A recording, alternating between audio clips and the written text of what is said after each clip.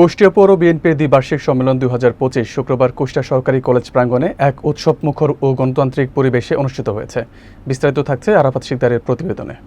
সম্মেলনে প্রধান অতিথি হিসেবে উপস্থিত ছিলেন বীর মুক্তিযোদ্ধা ও বিশিষ্ট রাজনীতিবিদ অধ্যক্ষ সোহরাবউদ্দিন। বিশেষ অতিথি ছিলেন কুষ্টিয়া জেলা বিএনপির আহ্বায়ক কুতুবউদ্দিন, সদস্য প্রকৌশলী জাকির হোসেন সরকার এবং শেখ সাদি। নির্বাচনে অংশগ্রহণকারীরা প্রার্থীদের পাশাপাশি পৌর বিএনপির ভোটার, নেতাকর্মী ও সমর্থকদের স্বতঃস্ফূর্ত উপস্থিতি সম্মেলনকে প্রাণবন্ত করে তোলে। সম্মেলনে নতুন নেতৃত্ব নির্বাচনের মাধ্যমে দলকে আরও সুসংগঠিত ও গতিশীল করার প্রত্যাশা ব্যক্ত করেন বক্তারা।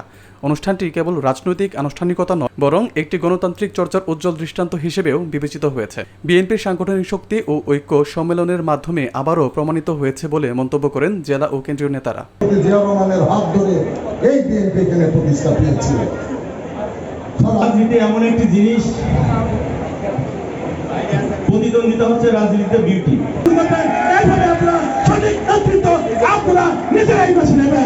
ওয়ার্ড ভাষা 2 নম্বর ওয়ার্ড আমার জন্মস্থান।